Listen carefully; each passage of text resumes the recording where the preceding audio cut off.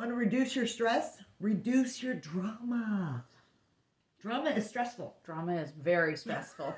Dramatic people are very stressful. Right. Yes. Yeah.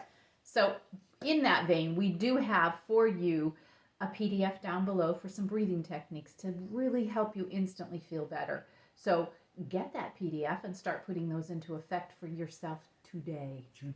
They're good. Yeah. So drama is stressful. It is. We all know this. You know, we tend to, a lot of people gravitate towards it for a multitude of reasons, right? There's drama with yourself. You know, people create drama. There's drama with, you know, romantic partners and immediate family members and work. Maybe you even like to watch dramas on TV. And the reason being, or movies, because they bring out all the different emotions. You get to experience the highs, the lows, the laughter, the cry, the scared, the whatever, the heartbreak, you know, the falling in love, especially when our lives get kind of mundane. But are they mundane, or are they just chronically stressful? If everything always sucks all the time and we're seeking an escape on a regular basis, whether it be, I'm not so concerned with the movies and the TVs, although what you expose yourself to really does make an impact. It does. That might be a different conversation. That might be a different day. Because it actually really does. I was going to trivialize it. I thought, no, that is a big one. What you put in. But when we create it in our lives, it's a problem. And you're not going to be able to, I'd like to just make this light and fluffy, but the fact is, never going to be able to get rid of your stress permanently or even significantly to where it's going to benefit your life if you create drama. Right? Now, we all have dramatic times in our lives. Things happen, upsets, tragedies, that kind of thing. We handle it, we process, hopefully with some guidance or in a healthy way, and then we move forward. But our default is not one tragedy after another and stress after another. You know, and I was telling you earlier that I have people in my life who that's the way they live. And they feel like they want to share it with you and pour it on you and make it part of your day. And I just, wow, it just is so stressful when that happens too. It's that pointless complaining is what it is. Because that pointless meaning that there is a point. Actually, it is to try to make you as miserable as they are so they can feel comforted in some way. But there's no point at the end of it. They're not like, here's what's going on and here's what I need. And I know there's a solution, but I'm so frustrated I can't find it. So I'm coming to you to try to get your perspective. Or, you know, I need to do A, B, and C, and I don't have the time or money or resources, or I don't know how. Can you help? Right? There's a plug on the end of it. I think you're talking about drama is just pointless. Complaining. Yes, I think we all know somebody like that. And the key is, I had quite a few people, we were talking about this earlier, in my life when I first was trying to clear out my life and my mind and everything because I was stressed and overwhelmed and I was done, maybe where you are now. And I couldn't take on other people's stuff. I had so much of my own. I couldn't hear it anymore. So I decided no more complaining. I was trying to control the complaining in my own head. Couldn't hear anybody else's. So what I did first was just gotta go, busy, gotta go, right? Avoidance, which worked fine. But eventually I did want to speak to these people and maintain the relationship. They're loving, wonderful people. It's just a pattern that we had. And so I said, look, if I can help you in some way, happy to do it. If there's anything I can do, if there's a point to this conversation, I don't want to be rude. I'm not saying, what's your point? But honestly, what's the point? Right. You know, if there is one, if it's just that you need to vent and complain, fine. I'm not judging that. I can't be the one. I just can't. I can't do that right now. I've got a lot going on. Right. And the conversation, that's powerful, isn't it? It was, and it came out of desperation. I was hoping that they didn't like cut me off or get their feelings hurt. I tried to be as sensitive as possible, but I really couldn't. I was just, there's so much going on in there. And so of course it was, oh, I'm sorry. You know what? Oh, I didn't realize the time. I have to go. So those conversations ended pretty quickly, but moving forward, we were able to have conversations and a lot less complaining. Nice. You know, a lot less Very complaining. nice. And if any now, there's only one holdout because she's as stubborn as I am. And that's just the way it is. And so we're navigating that and everything's fine. But it is a thing. But the fact is, sometimes we actually look for it.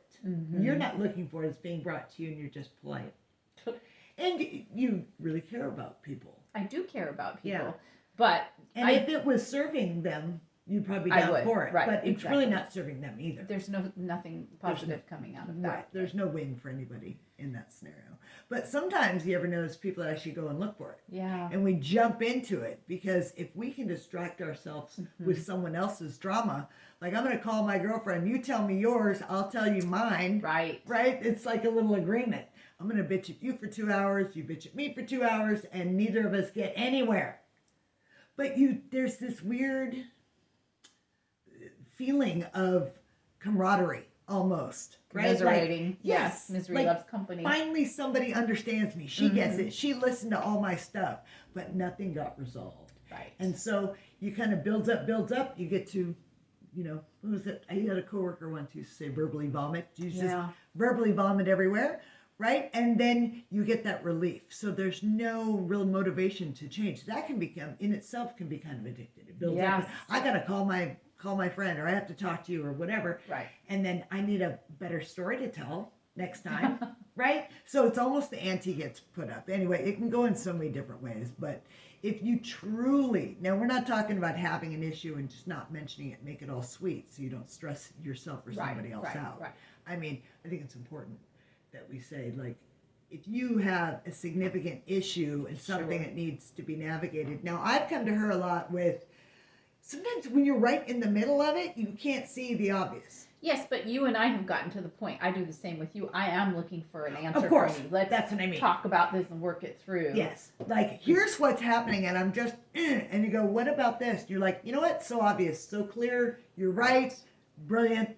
Thank you for that. Because you just can't see it sometimes. So if you really do want to talk it through, there's tremendous benefit in that, I think. So finding yes, the right person, a friend or a family member or somebody that you can do that with, but with the goal, yes, not to and just somebody unload. who can be objective a little bit. Like if you find your very best friend and you're talking about problems in your relationship, who do you think she's going to side with? Right, not very objective. Huh?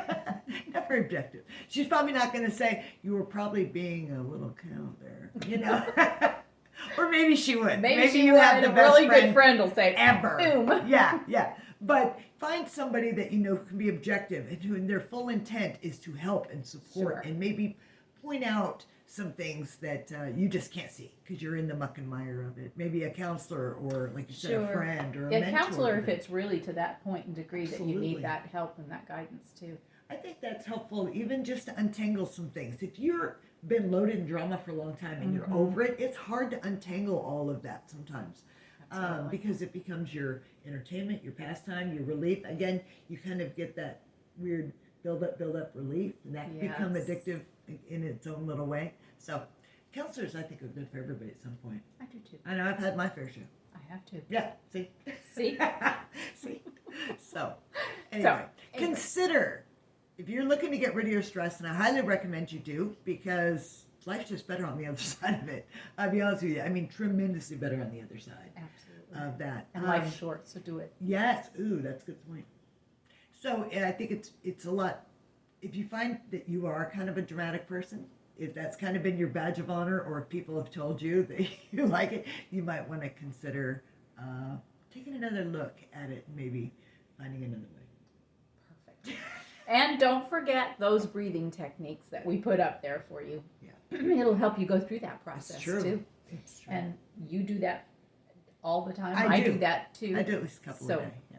It's really, really positive for you. Yeah. So again, Tara and Roxanne, we're here to help you Change your life. Absolutely. Thank you so much. Thanks so much. See you later. Bye.